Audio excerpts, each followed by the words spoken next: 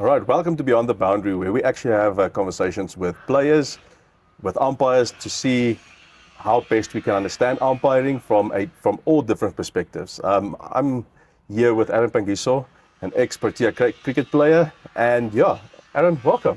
No, thanks, man.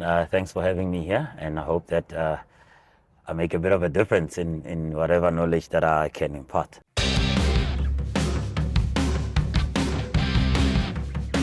I think you've got a lot of knowledge. I mean, you've played, I think, if I'm not mistaken, about 96 first-class matches, somewhere there. I'm not a statsman, so I don't know even when I made my debut. So how many games I've played for first-class teams or Proteas, I wouldn't know. I take pride in just being on a field and contributing and making a change. Oh, that's lovely, man, and that's exactly why we have you here, because I feel that you can actually give a lot of wisdom to us. Pang, let's start off a little bit with you. Going from a player to a coach, is it a big change? Is it a total different change, or did it come naturally to you?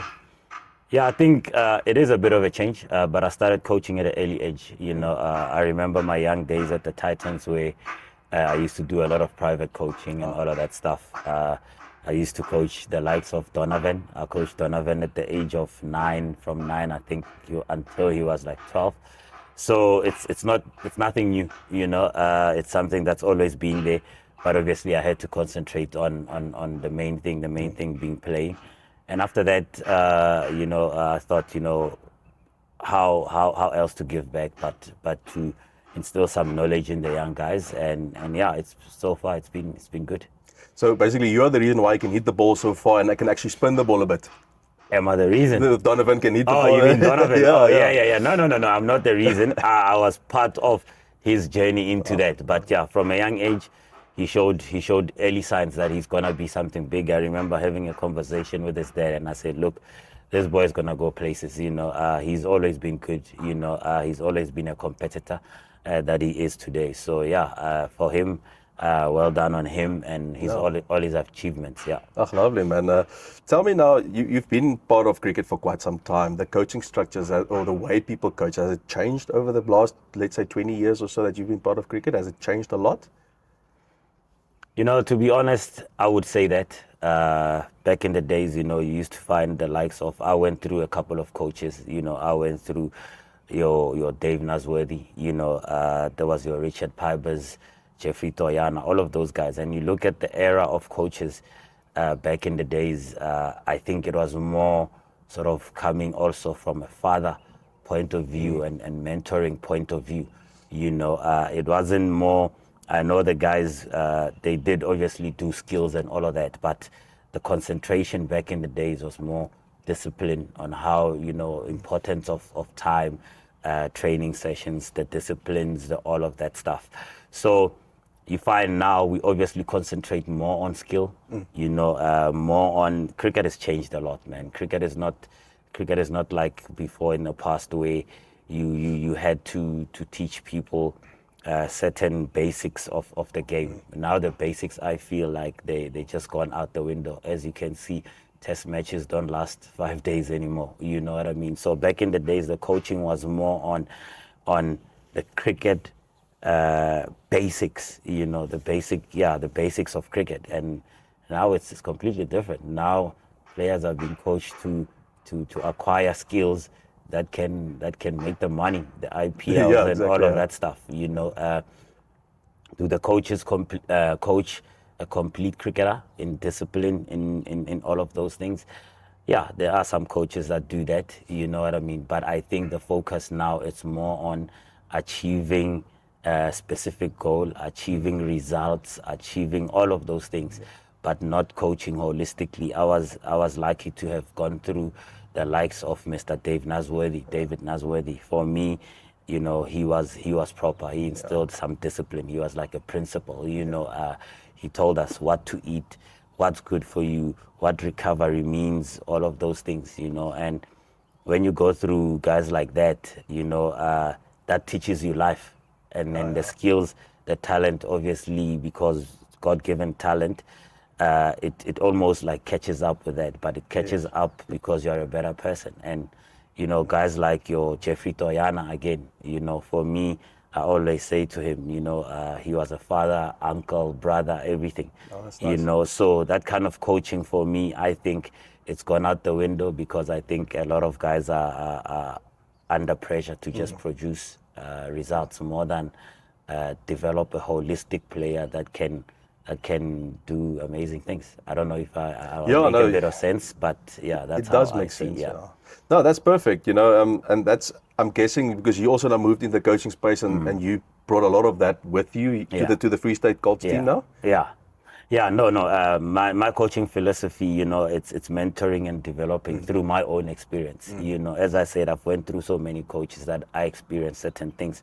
So I look more towards being a mentor for these boys, something that they lack. I went through a lot of difficulties in my life in terms of sort of off the field stuff. So I know what it takes for a young man to sort of get to the top, in Yes. terms of off the field, the disciplines, that, that. And that's what I'm bringing, and skill wise, obviously, like I say, something that comes naturally, having been around for 21 years, I think, of professional cricket, that comes naturally, having obviously being lucky to have qualification like your level 3 CSA Yes. level 3. So I know a bit of what I'm doing, Yeah. but with, like I said, with the experience and what I know that's needed for a young man to sort of become a holistic person, to transform sort of the mindset, into becoming a proper human being than a cricketer. I always give an example of Makram. I've been lucky. He's younger than me, but I've been lucky to have rubbed shoulders with him on the field and off the field. What a human being. I want to work with guys like that. I want to groom guys like that. That respect the game, guys that respect the environment, guys that respect their positions and all of that. Humble. So that's what I'm about. Yeah. Yeah, that's a key thing that some people, normally the viewers, don't actually get to see. There's a human being playing the game, Yeah, right? yeah. They don't see that, so they don't see that there's, off-field things that happen as well. Sometimes the viewers put players on pedestals and stuff like that. We can't do, or players can't do this, can't do that. Yeah. And yes, we are, or players are some sort of role models to kids and stuff, but you're still a human being, right? Yeah. At the end of the day. And I actually like that, and I've got a feeling that Rassi uses a lot of that as well when he coaches the box. He uses a lot of the human building more than the player building, which comes to my next question is the pressure moments. When you were playing or when you are coaching, how do you handle the pressure? How did you handle the pressure moments, and is it easy to coach that to youngsters? No, it's not. It's not something that you can coach. I think pressure moments. Even myself, you have to be in a situation where you are under that situation a couple of times for you to get used to. You know what I mean? I think the one thing that I used to refer back to to get me that confidence to go through the moment. The first couple of times I experienced that was the preparation I've put in. I have to trust my preparation. I have to know that at least I'm good enough to nail a certain skill or to get through a certain situation, backing what I have done in the nets, and obviously, like I say, the more you are put into those situations, the more then you get to know how to handle them. We talk about being calm, we talk about a whole lot of things. It's just not one thing. You can't point out the one thing, but for me it was more prepare well so that when that pressure moment comes, you sort of know that you can at least trust your skill.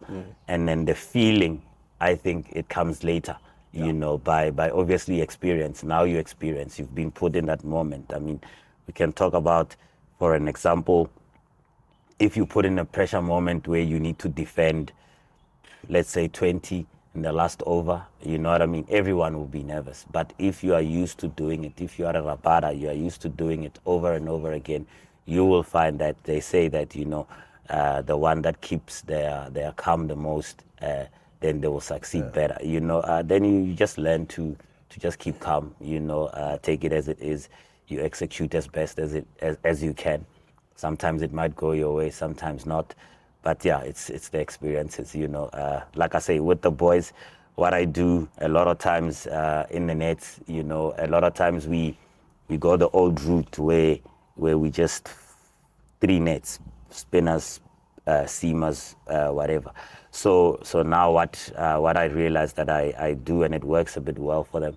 I put them in a situation where the whole team is watching, and you get like 2 bowlers having a go at your number 1 batter for like 20 minutes, and I say, you gotta survive the 20 minutes or whatever, and everyone is watching. It's sort of man to man. So there's the certain ways that you can sort of try prepare, but there's no better preparation than when you're out there.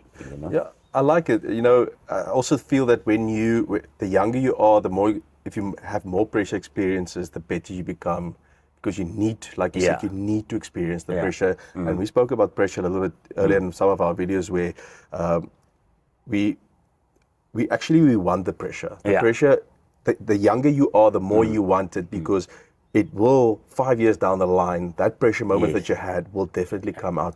That's very nice. I want to move into the umpiring perspective, you know, to hear from a coach's and a player's perspective about umpiring.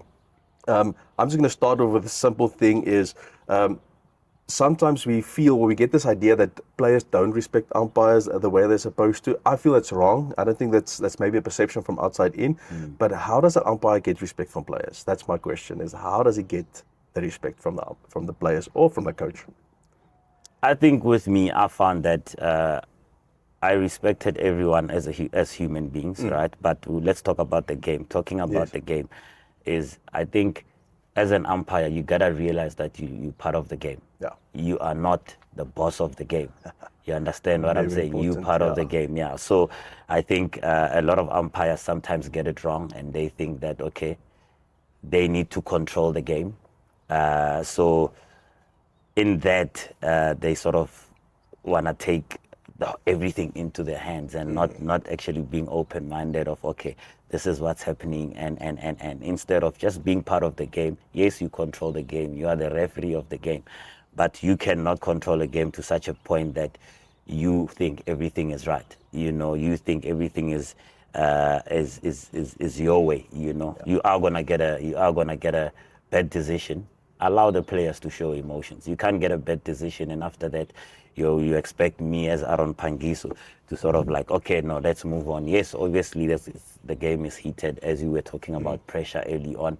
I'm allowed to show a bit of emotions. How are you as an umpire, your ability to control that situation, to say, okay, no, this is what happened. How can we control this? How can I make things a little bit better? Sometimes acknowledging that, look, I got it wrong. I promise you, there's so many umpires that have come to me and say, thanks, I got that one wrong. And guess what? As a human being, that's when you're like, okay, then you move on. You know what I mean? But there are those kind of umpires that are so stubborn that when they get decisions wrong, they won't even come to you and apologize. And they forget that, let's say, for example, to the batters, you might find that it's a guy's last chance. We're talking contracts, we're talking a whole lot of things.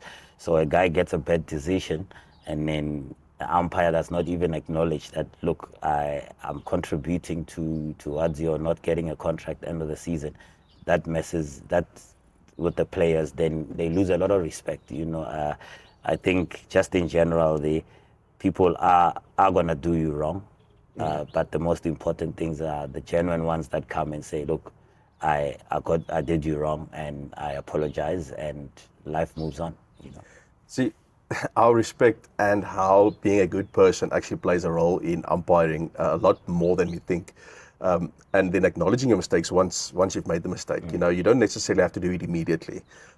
You can maybe after the day's play or whatever, because you know what, if you're gonna maybe have that discussion during the match or during the day's play, everybody's still emotional about it, and that might cause actually more damage than good.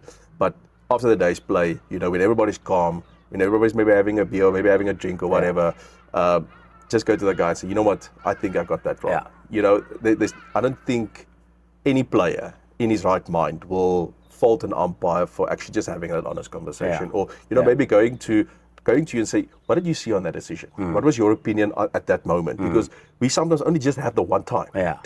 And yes, bowling left arm around the wicket to a right-handed batsman is difficult to umpire because there's everything can happen. LBW, bowl, so basically all modes of dismissal is in there. That's why left arm off spin is such a a key thing to have, right? Because all modes of dismissal, you can beat the bat outside, inside. So there's everything that can happen there, right? So, yeah, so that is, I would like to say, the key differentiator between let's call it an ordinary umpire and umpires that get it right is humility. You know, it's getting that, and it also builds rapport, right? It builds rapport with you because next game we're gonna look at each other differently. If let's say something happens, we're gonna look at each other totally different, and then. Yeah, I just want to find out from you, once again, from a player as a coach, what common mistakes, basic mistakes does umpires do to make you doubt them? Yeah, what common mistakes? Yeah, that's a bit of a difficult one. But yeah, the ones, like I say, it is a mistake on its own when someone cannot admit they are wrong. You know what I mean? It is a mistake. I don't necessarily want to bring into this conversation the fact that they're not giving sort of your LBs and all of that stuff, because like I said, anyone can make that mistake, but just the mistake that you cannot say, I got it wrong, on its own. I think for me, that's just a mistake. Yeah.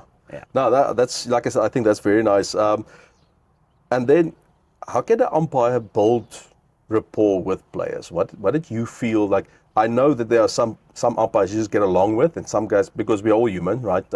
We all get along with certain people and certain individuals. What did that umpire that you got along with, doesn't matter who it is, what did he do differently, accepting his mistakes and stuff? What else did he do to make you actually enjoy him? Yeah, or her for that matter. Yeah, 100%. Good question. I think for me, I did mention early, the umpire is part of the game. Yeah. You understand? When the umpire is part of the game, you understand that you're part of both teams. You're not necessarily part of the Knights. You're not part of the Titans or whatever on the day. You are responsible for both teams.